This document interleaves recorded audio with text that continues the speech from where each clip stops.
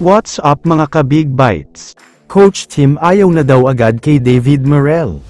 Pero bago ka sana magpatuloy sa panunood ay huwag mong kalimutang mag-subscribe sa aking YouTube channel. Update lang sandali sa nakakahiyang pagkatalo na nakuha ng Magnolia mula sa mga kamay ng Meralco Bolts. Ayon sa PBA ay ito na ang pinakamababang naitalang points ng Magnolia Hotshot sa kanilang franchise history. 51 points lang ang iniscore nila sa buong game, may isang quarter pa nga, ito ay second quarter kung saan umiscore lang sila ng 7 points, grabe naman sa baba ang iniscore ng Magnolia sa laban na ito at tila hindi ka panipaniwala. Alam naman nating lahat na mahigpit talaga ang depensa ng Meralco, pero hindi naman sa ganitong masyadong maliit at mababa ang score, kaya maraming mga fans ang nagdududa sa naging laban ng Magnolia kontra sa Meralco. Samantala, tama na sa naging laban na yan, dahil lumipat na tayo sa balita tungkol kay David Merrell at sa Barangay Ginebra, dahil alam naman nating lahat na mataas talaga ang expectation ng mga fans sa bagong player ng Ginebra na si Merrell.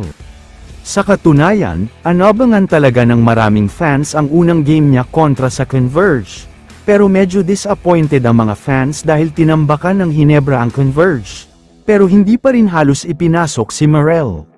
Kung hindi ako nagkakamali, last 2 minutes na noong ipinasok siya, kaya sobrang nakakapagtaka talaga kung bakit ganun ang ginawa ni Coach Tim, kaya napaisip ang mga Ginebra fans na baka may mali o hindi magandang ugali si Merrell.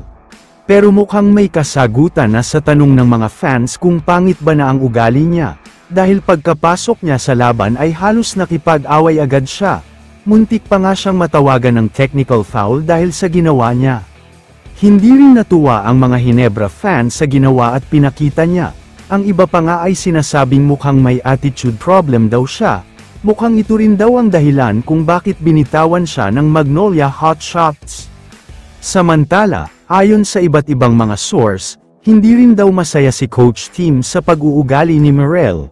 Ang conference daw na ito ay trial and error lang para sa kanya.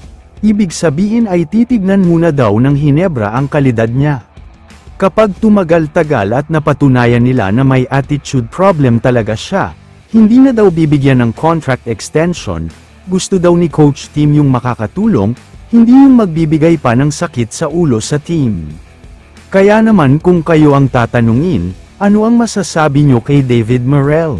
I-comment mo naman ang opinion mo tungkol sa tanong na ito. Dito na muna nagtatapos ang video na ito. Maraming salamat sa panunood mga ka-Big Bites. God bless sa inyong lahat.